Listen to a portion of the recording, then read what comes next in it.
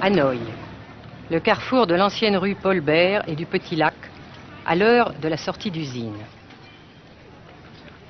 Pas une seule voiture, mais beaucoup de vélos sur lesquels se déplace lentement, machinalement la foule des travailleurs, dans une régularité impressionnante.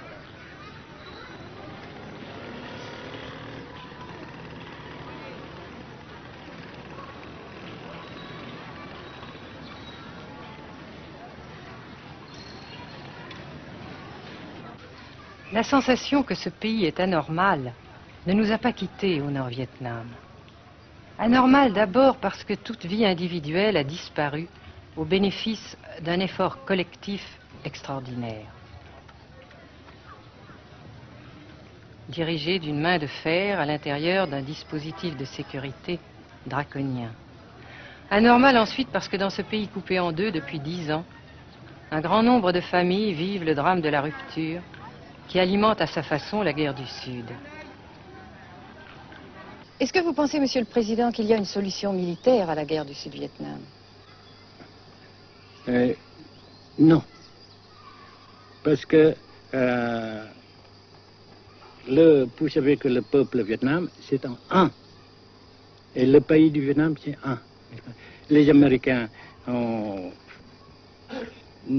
fait une guerre d'agression, comme qui dit, c'est une guerre non déclarée.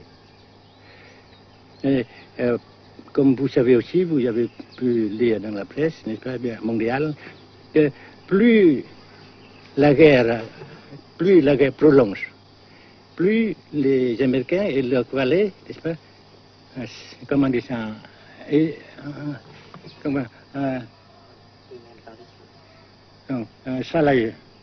s'enliser, hein? Et plus ils supportent des échecs, comme vous savez récemment, n'est-ce pas? Par conséquent, la guerre ne peut pas durer éternellement. Et je suis très heureux que les politiciens haut placés français ont reconnu cela. Vous pensez que le général de Gaulle pourrait en quelque sorte, à un certain moment, arbitrer le conflit? Arbitrer, qu'est-ce que vous comprenez par le mot arbitraire? Nous ne sommes pas des équipes de football. Hein?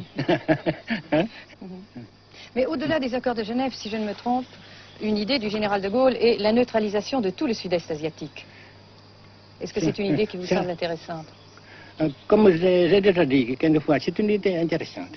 Mais ça dépend encore une fois de la volonté de ces peuples et la manière comment on procède à réaliser. C'est une grande question, n'est-ce pas?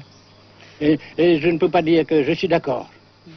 Et je ne dis pas que je ne suis pas d'accord, n'est-ce pas? Mais parce que vous dites, par exemple, vous dites fleurs. Fleurs, il y a beaucoup de sortes de fleurs. Il y a des roses, il y a des blanches, des rouges, etc. Et il y a qui sont bons et d'autres qui ne sont pas bons. Mais on dit fleurs. Monsieur le Président, nous avons constaté avec chagrin qu'au cours de notre voyage au Nord-Vietnam, que l'influence française était devenue à peu près inexistante dans votre pays. Les moins de 25 ans ne comprennent plus du tout le français. Et je me demande si, à votre idée, des rapports peuvent se rétablir tels que la France continue à jouer une sorte de rôle culturel ici. Avec la France, surtout, et avec tous les autres pays. Nous voulons avoir une coopération amicale, culturelle, économique, etc. Mais je suis sûr que vous ne voulez pas avoir, n'est-ce pas, que la France ait l'influence qu'elle avait avant. C'est une autre chose. Naturellement, c'est une autre époque. Mais coopération culturelle, économique, qu'est-ce qu'il y a encore, sportive par exemple, etc., n'est-ce pas, nous le désirons. Si la guerre se cristallise au sud et se poursuit encore pendant quelques années, pensez-vous que l'avenir économique du Nord-Vietnam soit viable? Je suis sûr que c'est non seulement viable, mais ça progresse. Parce que vous avez vu vous-même, vous avez constaté vous-même qu'ici, nous travaillons beaucoup, notre peuple travaille beaucoup, avec abnégation, n'est-ce pas, et avec dévouement, avec enthousiasme. Et d'un côté, nous travaillons pour, comment dirais-je, pour, principalement, n'est-ce pas, de nos propres forces, et aussi nous avons, n'est-ce pas, l'aide fraternelle des pays socialistes, n'est-ce pas. Alors, nous, jusqu'ici et après cela, n'est-ce pas, nous avons déjà réalisé des progrès. Pas très grand comme nous voulons, mais nous avons réalisé des progrès. Et dans l'avenir, nous progressons de même. Mais vous mentionnez là l'aide des pays socialistes. Est-ce que cette aide ne s'est pas trouvée légèrement compromise à la suite du conflit idéologique entre la Russie et la Chine? Non, parce que ces questions, n'est-ce pas, différences idéologiques entre nos différents partis frères, c'est nos affaires intérieures. Ça passera. Et l'unité, ça se fera. Mais l'aide fraternelle continue et continuera. Et c'est très précieux pour nous. Bien sûr. Mais certains ont l'impression chez nous, Monsieur le Président, que le Nord-Vietnam se trouve actuellement assez isolé, asphyxié même, et que politiquement, il pourra difficilement éviter de devenir une sorte de satellite de la Chine. Qu'est-ce qu'on peut répondre à cela? Jamais.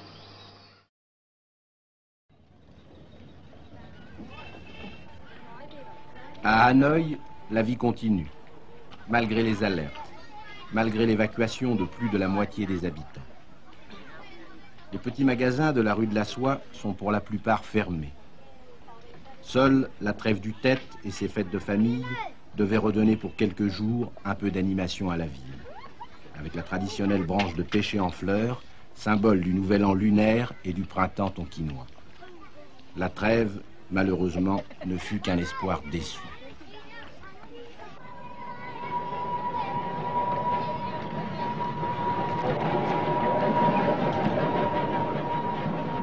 Dans les rues, de grands panneaux de propagande donnent les informations de guerre, les statistiques officielles et quotidiennes des pertes américaines.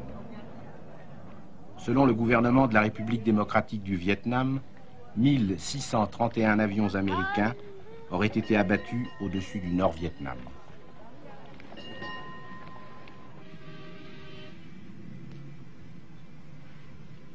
Le grand pont d'Oumer, construction métallique de 2 km de long à la sortie nord-est de Hanoï, assure toujours la traversée du fleuve Rouge. Sa sauvegarde est capitale. La défense antiaérienne du Vietnam, tant redoutée par les pilotes américains, dispose de nombreuses fusées solaires de fabrication soviétique. C'est la première fois que nous pouvons vous les montrer. Les rampes mobiles de lancement sont déplacées chaque nuit afin de déjouer les repérages.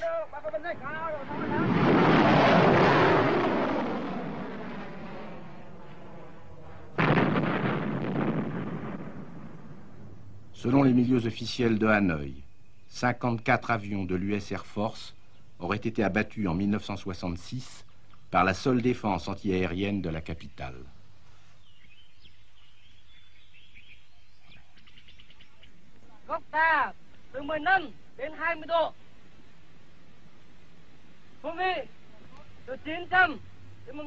Pour la première fois également, nous avons pu voir les pilotes et les avions de chasse vietnamiens. Pour la plupart, leur formation a été assurée en URSS.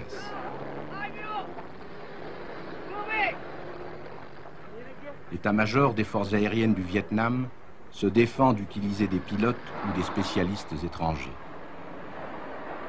Les MiG-17 et 21 participent de plus en plus nombreux à la défense du Nord-Vietnam. Les résultats des combats aériens sont mal connus et contradictoirement mentionnés dans les communiqués vietnamiens ou américains. Le général Vo Nguyen Giap, ministre de la Défense, a répondu à nos questions concernant le point de la situation.